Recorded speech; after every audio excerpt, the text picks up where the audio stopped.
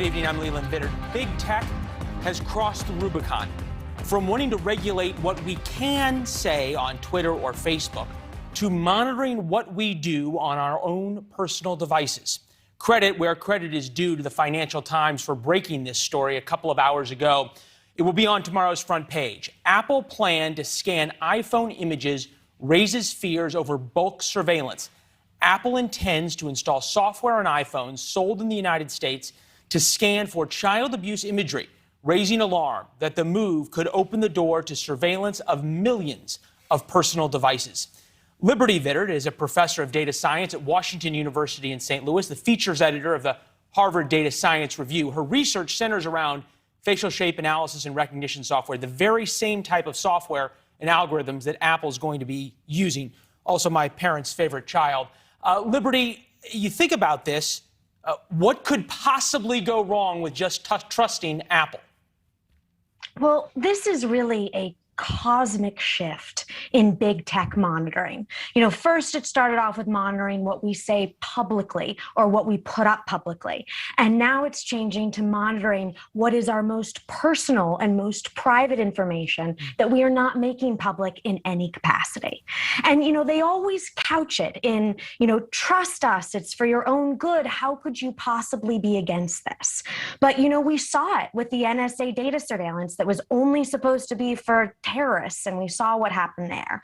Or Facebook recently, it originally started off that they were going to monitor terrorism and child pornography. Then it became Russian disinformation and misinformation. And now all of a sudden they're stopping the COVID lab leak theory or Hunter Biden's laptop. And we see that this slippery slope argument really has truth to it. I was on earlier with a fairly liberal radio host here in Chicago talking about this very issue. And he's like, his response was, well, how can you be against catching child abusers? And that seems to be the opening that Apple is using here. Absolutely. And the problem is that even in this wonderful world where we could catch every single child abuser, we have enormous issues with this technology. First of all, we have seen that image recognition is not there yet with the police and facial recognition software and the terrible consequences that have come with that. We know it's not there. And, you think about it, every parent has a picture of their child in a bathtub. Our parents have pictures of us as kids in a bathtub or running through the sprinklers. And how is this recognition system supposed to tell the difference between child pornography or your 3-year-old in the bathtub? And it's this idea that the algorithm is going to find it and then send it back to these supposed human experts. Well, it then opens up your private family moments, your private thoughts, your private pictures that you want to take to some team of supposed human experts to look through and really invade our private lives. Boy, what a change for Apple from 5 years ago when they wouldn't even unlock the phone of a known terrorist who killed 15 Americans and told the FBI, you're on your own. Absolutely. It makes us really question why they're doing this in the first place. And it brings to bear this other issue with these systems, which is bias. It's not the algorithm deciding what's wrong and what's not wrong. It's a human expert deciding what's wrong and what's not wrong. And, what if they all of a sudden decide that an American flag picture is bad or different political rallies are bad? It really is bringing us into this very possible future of an Orwellian society. It is what we are told to be scared of, and we should be scared of it. This is really where the possibility of the Declaration ending, of the possibility of no longer having a democracy in the United States if we allow this slippery slope argument to continue. Well, we're on the slippery slope already, clearly. Your research at Harvard and Washington University talks about these very issues. Liberty, thank you very much. Noteworthy that Apple did not comment to the Financial Times for this story. We'll follow it. Thank you very much. Tonight, we now move on to what was our lead until we learned about Apple scanning all of your photographs. President Biden's week keeps getting worse. No, that's not our opinion. It's coming from CNN and the New York Times. Plus, we're told Democrats worry Kamala Harris will only add to the administration's problems. Biden's honeymoon is over, and he knows it, screams a New York Times op-ed. the first 7 months of the Biden presidency have been easy compared with what's coming down the pike. Joe Biden is having the worst week of his presidency so far, writes Chris Silza, CNN's editor-at-large, saying, among other unforced errors, the Biden administration is engaged in a circular firing squad over the CDC's recommendation that even vaccinated individuals wear masks indoors. Democrats hoped that Kamala Harris would be the charismatic progressive voice that could prop up the Biden presidency during times like these. But a stunning report by Axios' Jonathan Swan says that this is hardly a policy to turn things around. The VP has been relegated to a smaller and smaller role since this disastrous interview with NBC's Lester Holt when she went to Central America as the nation's administration's border czar, but didn't actually go to the border. Do you have any plans to visit the border? At some point, we are going to the border. We've been to the border. So this whole thing about the border, we've been to the border. We've been to the border. You haven't been to the border. And I haven't been to Europe. Here's the headline scoop. Inside a Kamala Harris crisis meeting, writes Jonathan Swan of Axios, reporting a group of the Democratic Party's most influential women met for dinner at a home in the nation's capital last month to game out how to defend Vice President Kamala Harris and her chief of staff against a torrent of bad press. Mike Allen is the co-founder of Axios and Politico, joins us now from our bureau in D.C. Mike, few people have the kind of intimate knowledge of you do in D.C. over a number of administrations. How unusual is a dinner in D.C. like this? Leland, this is the kind of room you're almost never in. And this is so fascinating because some of those most powerful and best-known Democratic women in the land, Donna Brazile, Jennifer Palmieri, Kiki McLean, Karen Finney, people very familiar to your viewers, they got together. It was the first time they'd been together since shutdown. Casual dinner, some pasta and salads. They were enjoying the fact that they had a Democratic president, but they were worried about the coverage that the vice president was receiving. And so they were talking about how can we, from the outside, help support her. And they were talking a little bit backside driving, a little bit second guessing of how she was being portrayed.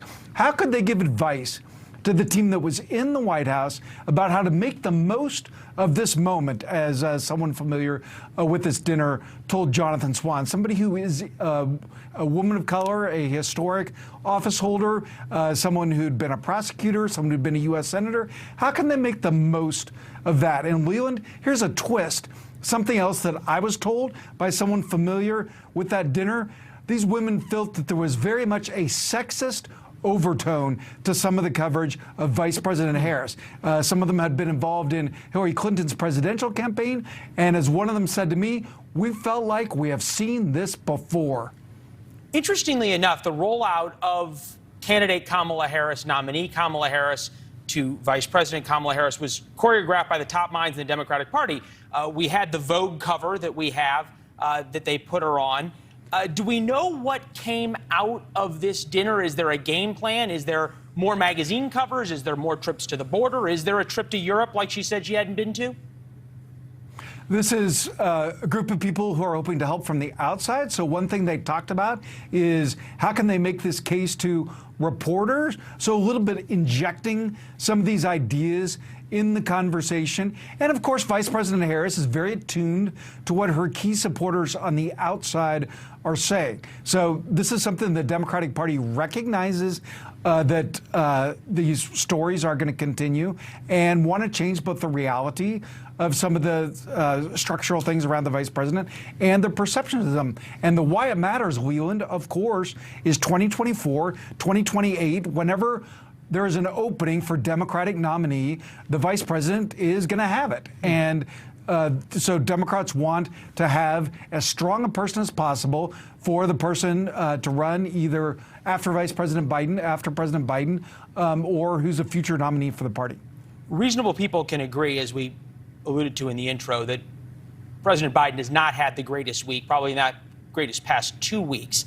Today, though, he decided by executive order to tell Americans what kind of cars they were going to buy. By 2030, we were going to have half electric vehicles. Here's the soundbite. We'll get your feeling on the other side.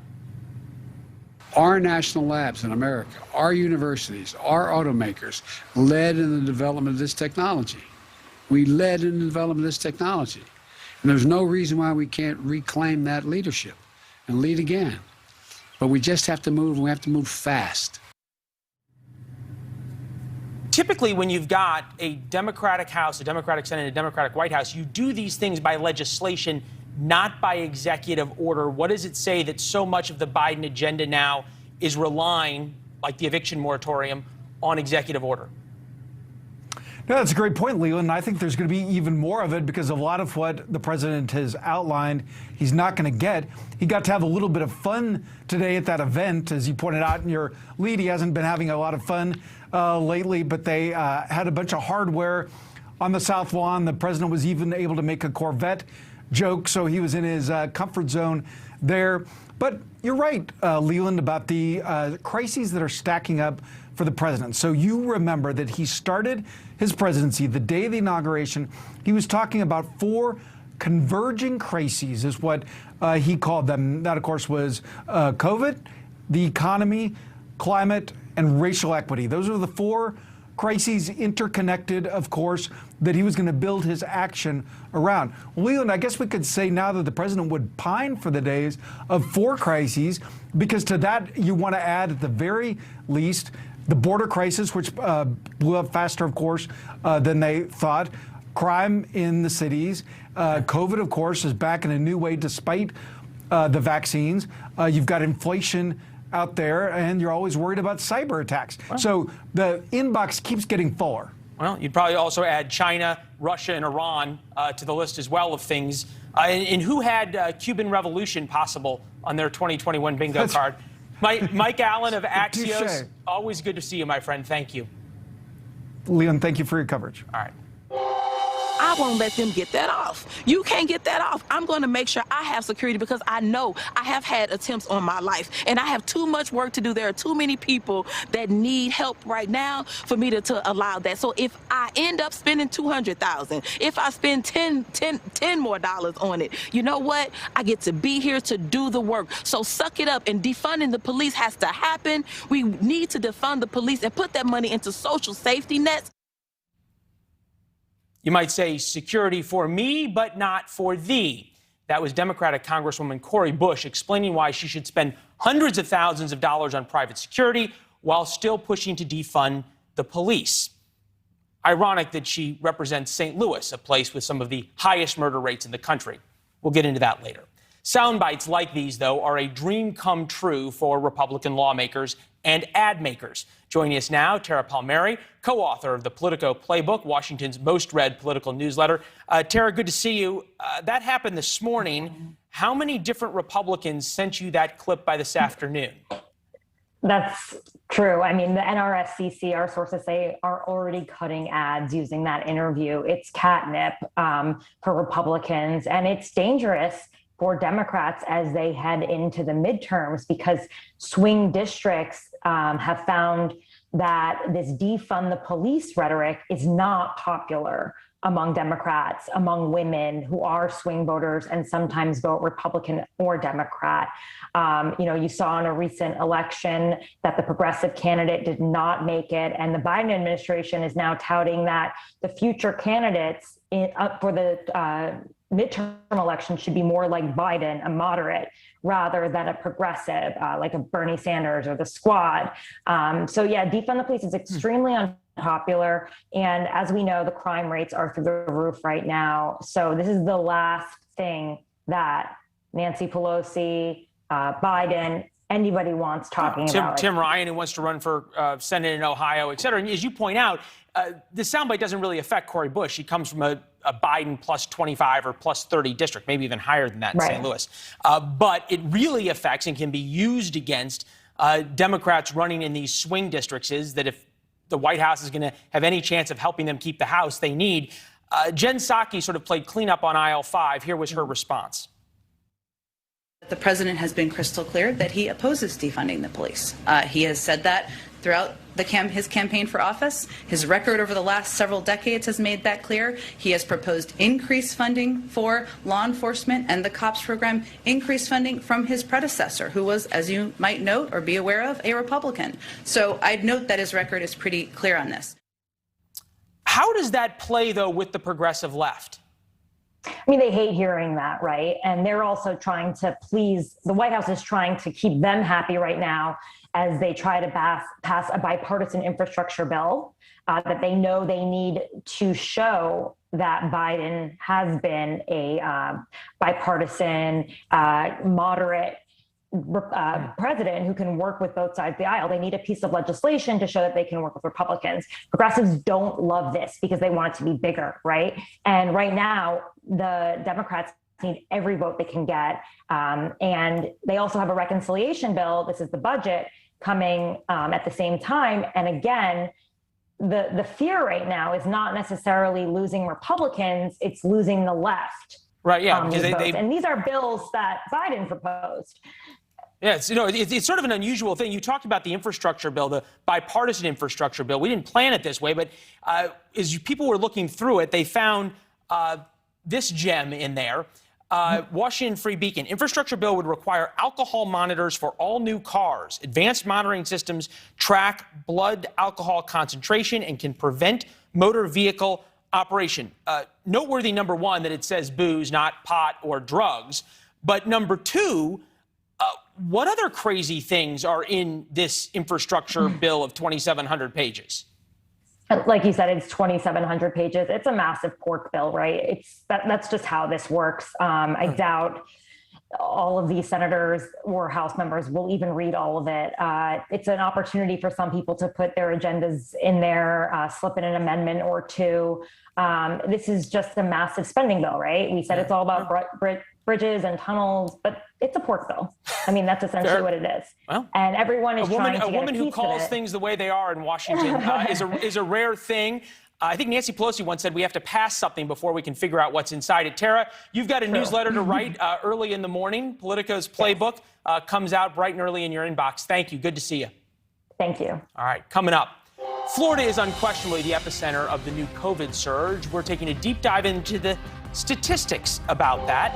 Plus, the waiting game. Can New York Governor Andrew Cuomo and his brother survive this political and new media firestorm? What's next there? Then, the backlash from realtors over the new eviction moratorium.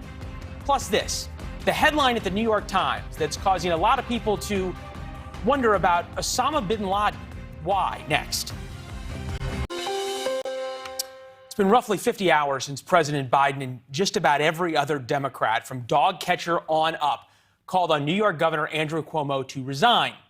Yet he is still holding on amid a damning report from that state's attorney general accusing him of sexual harassment.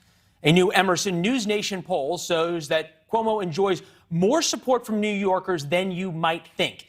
Back in March, 43% of those asked said yes, Cuomo should resign over sexual harassment claims. Fast forward to now, that number jumps to 60%. 5 months ago, 34% said Cuomo should not resign. That number is now 26%. If you add unsure and no, you get to 40%, and that's where we start with Alyssa Farah and Johanna Mosca, who both worked in administrations. Johanna with the Obama administration, Alyssa with the Trump administration. Ladies, thank you.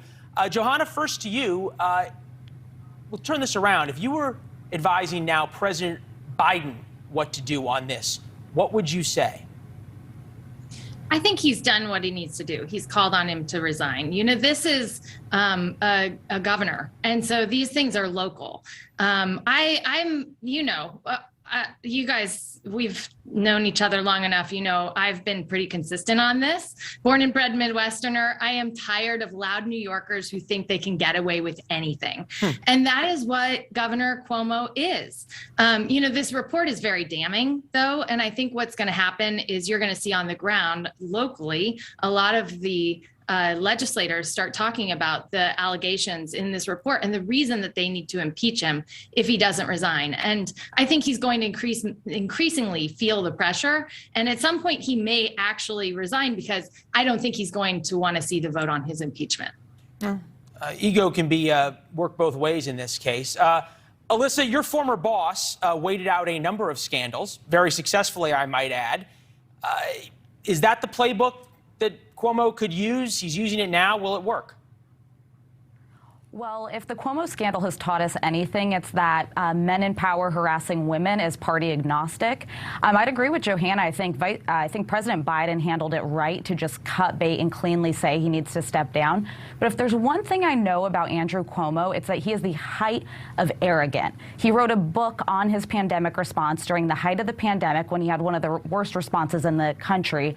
And now, I think he's actually going to see it through. I think he's going to put up a fight in the impeachment, and he's going to try to hold on to power. But I would just note, this is kind of a seismic moment more broadly in the Democratic Party. Keeping in mind that many people believe Joe Biden will not run for re-election, someone like a Governor Cuomo was kind of a front runner, frankly, for who could potentially be the next Democratic president. So this is a huge and significant moment, and we are finally seeing the end of this dynasty, I believe. Well, yeah, last year at this time, they were talking about potentially having him replace then nominee Joe Biden in some kind of convention switch.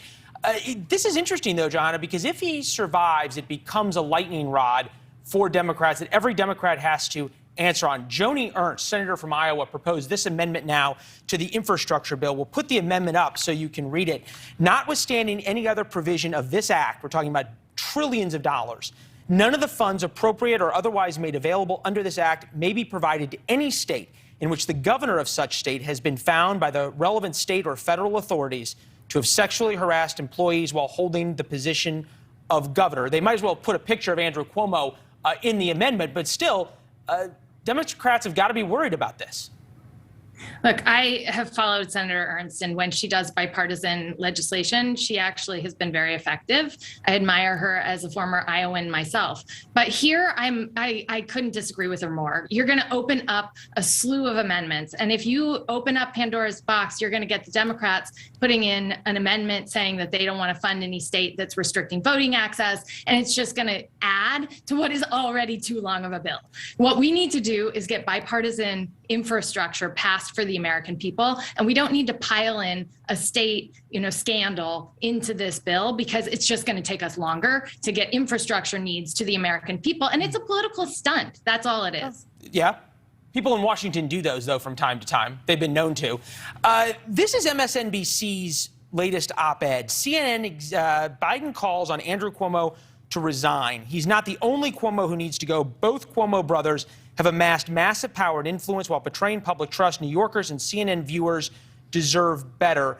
Alyssa, it seems as though both Andrew and Chris have the same playbook. They're not going anywhere, even despite reporting that executives suggested Chris Cuomo take a temporary leave.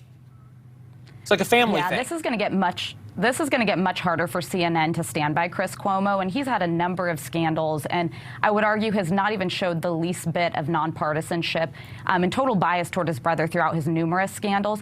It's going to become untenable to keep him on board. But I say that, and they've also kept Jeffrey Toobin after his incident. So I would advise CNN they should let him go and cut bait sooner rather than later, but I don't know who's making the decisions there. Jeff Zucker is, and he just fired 3 employees because they came to work unvaccinated. So actions speak louder than words. Ladies, thank you both very much. We appreciate it. Great conversation. Great to join you. Good to see you. Thank you. Coming up, the truth really about Florida. We're talking to Miami Mayor Francis Suarez about the increase in COVID cases and hospitalizations, and also the economic impact of what we're hearing from the White House about Florida. Talk about it with us on social media at Leland Vittert, Twitter, Facebook, Instagram, TikTok, anything else your kids check out at Leland Vittert. Tell me, would you go to Florida right now or not? We knew it was coming. Landlords now say President Biden's federal eviction moratorium is unconstitutional. They are suing and using the president's very words against him. Attorneys for the National Association of Realtors argue the CDC doesn't have the power to enforce the ban. The lawsuit says the landlords can't pay their own bills without the rental income. They might have a point. Mr. Biden said he was on shaky legal ground when he caved to political pressure from the left and announced the moratorium. We are going to follow that story and also what it means for the millions of Americans who could soon face eviction. The next story is going to cause even more legal challenges if it happens. We understand the White House team is still pondering vaccine mandates depending on the population. 93 million eligible Americans are still unvaccinated. Which brings us to the state of Florida, where Governor Ron DeSantis says no to mask mandates, vaccine passports, and just about any government intervention on COVID. It's drawn the attention of the White House and MSNBC, who says he's putting politics above people's lives. You are not going to be a part of the solution. If you're not going to be a part of saving people's lives, then get out of the way and let other people do the job. The governor of Florida is now selling both of these items in his campaign store, while his state is currently experiencing nearly 4 times the national average of new coronavirus cases. Florida currently ranks second in the whole country in new daily cases. Their death rate is double the national average. They rank 4th nationally in COVID hospitalizations. But hey, at least your beer will stay cold while you insult the very idea of infectious disease expertise. Joining us now to discuss the economic impact of these decisions by Florida's governor, Miami Mayor Francis Suarez. Mayor, we appreciate you joining us. You listen to MSNBC. If somebody's going to come to Florida on vacation, they should probably book a hotel room and a hospital bed as well. Is that fair? No, that's not fair. Obviously, the economy is doing extremely well here in Florida, in the city of Miami in particular. And sure, there is a tremendous uptick in cases. I mean, that's everyone knows that, and it's been reported. But not sure where they get some of their statistics from, because Florida is 25th in the nation in terms of death per 100,000 residents. And so, even though certainly there are more cases than there should be, and there's always an opportunity to get better in that regard. Florida is safe, and it's a place where people can come to, and so is Miami, where a large percentage of the city is vaccinated. Yeah, I spent a lot of time in Miami last winter. It was a nice place to be, I'll tell you that. You talked about number of deaths per 100,000. We want to put that bar graph up, and Florida lags behind California, New York, New Jersey, a number of states that had far more deaths per 100,000 than Florida did. The question would be, why don't you think you guys are getting that credit? Why isn't Governor DeSantis getting that credit? I don't think the media wants to particularly portray that fact. They want to focus on other facts that make the governor look bad, that make the state look bad. So you think it's they're playing politics with telling people about making health decisions? Yeah, those statistics are narrative violations. They don't follow the narrative that Florida is is not doing well, or that the precise steps that are being taken are protecting a precisely vulnerable set of people, precisely vulnerable population. For example, in Miami, 65 and older are 99% vaccinated with the first dose vaccination. And I think it's 80% vaccinated fully. So that is obviously the population that is most vulnerable, the ones where you'll see the death rate go up, and why other states have much higher death rates, because they haven't protected the vulnerable as well as Florida has.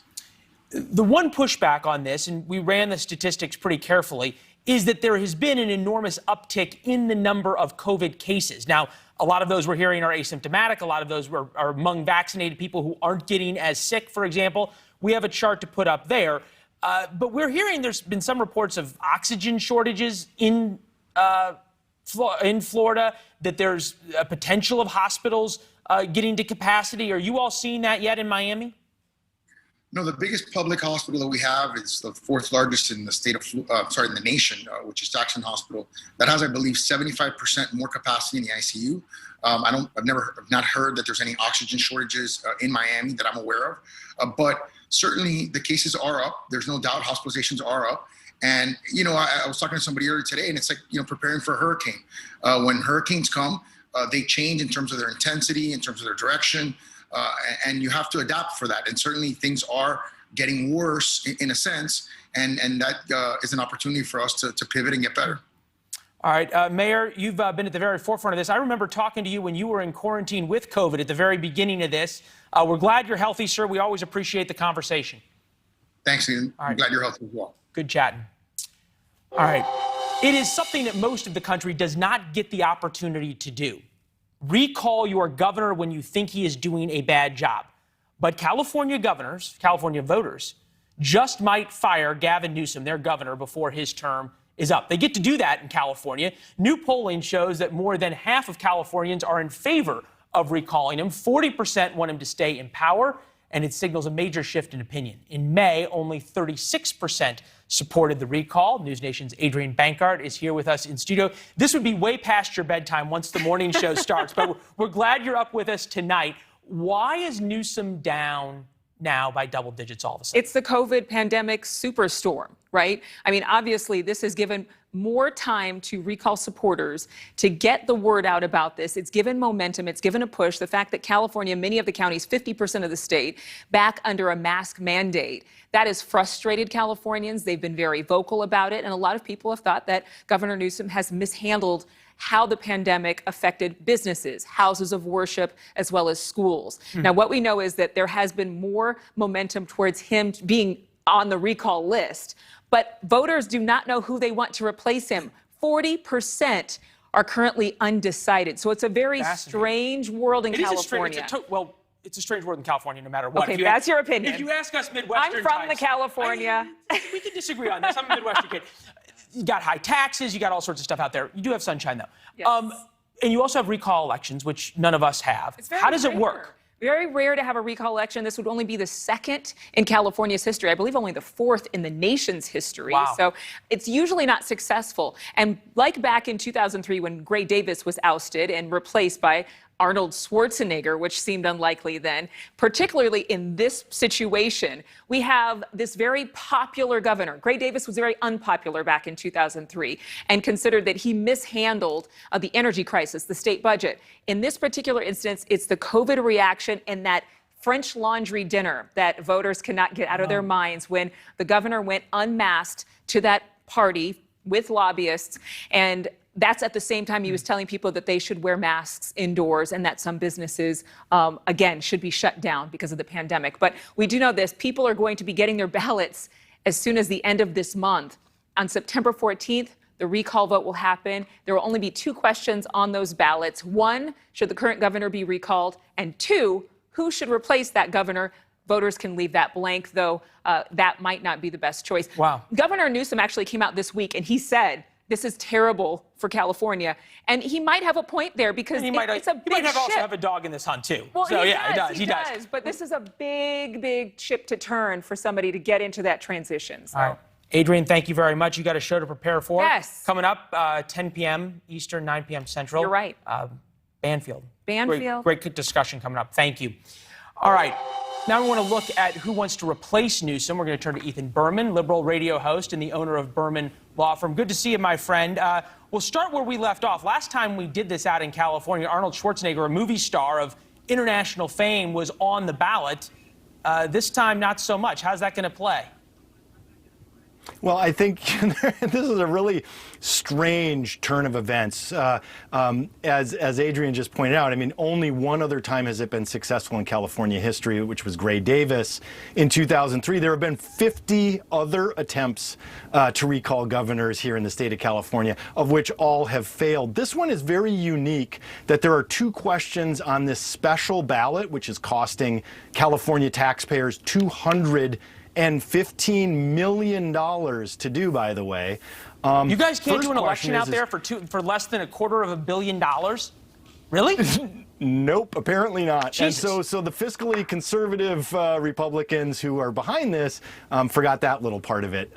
So if they're not successful, the taxpayers footing that bill. But it's interesting. It is a wide open field. There are 46 candidates looking to replace Gavin Newsom. But first, voters have to select, do they want to recall Gavin Newsom? A yes vote means remove him. A no vote means keep him in office. And then the second question is, which of the 46 people, not including Gavin Newsom, should replace him?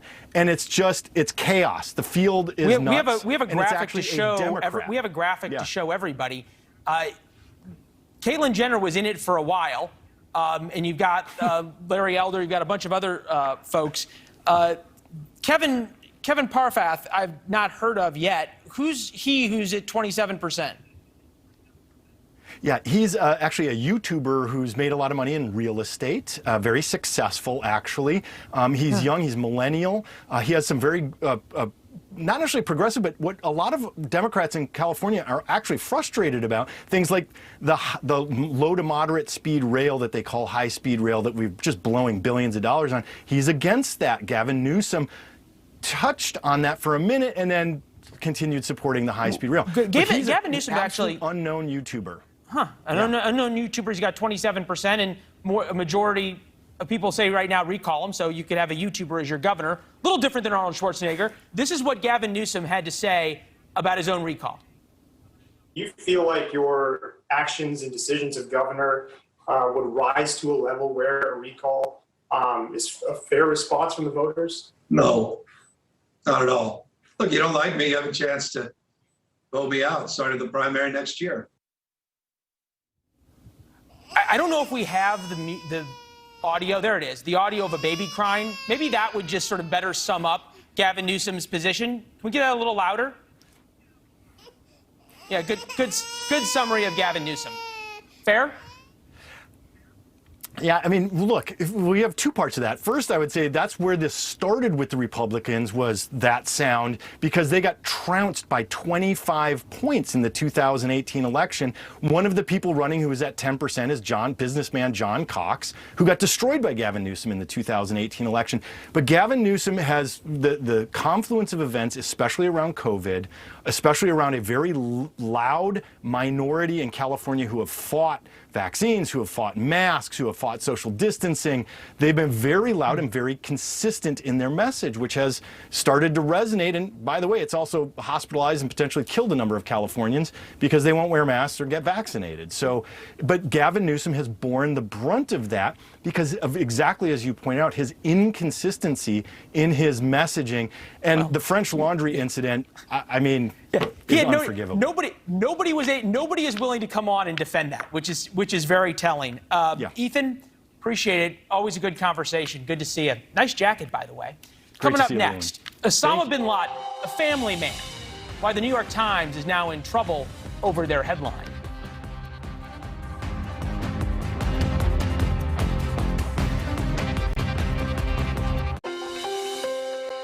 When Americans think about Osama bin Laden, a lot of words probably come to your mind. They probably do not include the words devoted family man. That is until yesterday when the New York Times called him a devoted family man in a headline. Then they understandably had to go back and change that headline. Here with us now to talk about that headline change, Ashley Rinsberg, author of The Gray Lady Winked, How the New York Times Misreporting, Distortions, and Fabrications Alter History. Ashley, good to see you. We appreciate it. A headline such as this, devoted family man, Osama bin Laden, does that happen by accident? No, there's never such a thing as an accident with the New York Times. They're too careful of an organization, too organized of an organization to let these things kind of slip. This is intentional. This was something they chose. And it was something that reveals their biases and their own operating assumptions. And, you know, it's very telling when you see this kind of thing happen. Media, I called them their loser of the day for having to go back and change this headline. When you think about, and you've done so much reporting on the New York Times, is management angry about something like this, or are they just angry that they got caught?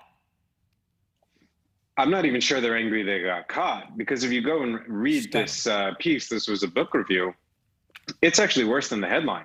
I mean, in the piece itself, they talk about bin Laden as a devoted paterfamilias, which when you think about that, you have to ask, what is the New York Times definition of a family man? And how can Osama bin Laden possibly fall into that category? I mean, this was a murderer, this was a mass murderer, a terrorist, a bad human being, evil guy by all accounts, and yet they've gotten with multiple wives, paterfamilias. many of whom were conceivably there, perhaps not exactly at their own will.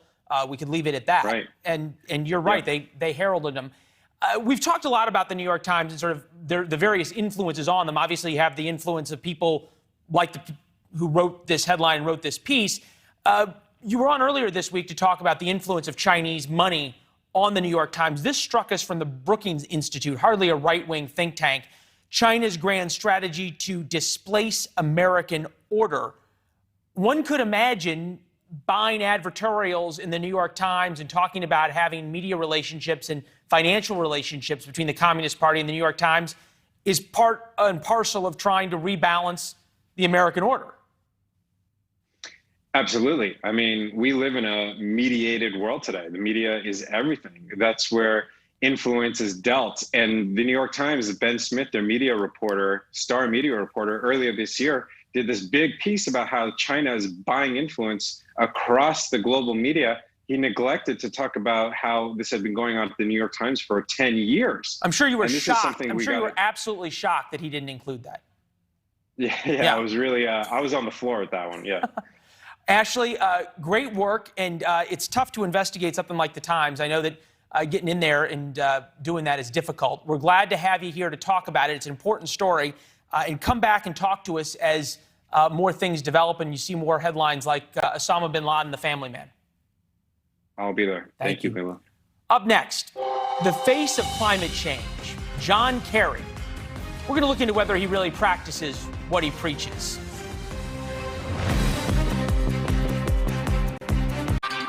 Remember that old line, do as I say, not as I do? It's never a good look. But it's the kind of behavior you would expect out of a czar. And climate czar John Kerry has not disappointed in living up to that expectation. Private jet records acquired by Fox News show a plane owned by Kerry's family took 16 flights since January. Private jets are some of the worst polluters that exist. The Biden administration's point man explained his use of private jets and military aircraft like this. It's the only choice for somebody like me. The time it takes me to get somewhere, I can't sail across the ocean. I'm doing almost full time is working to win the battle of climate change. I'm not going to be put on the defensive. Remember, he is a czar. You wouldn't expect him to apologize for wanting us to live as he does, not as he does. Prime's next.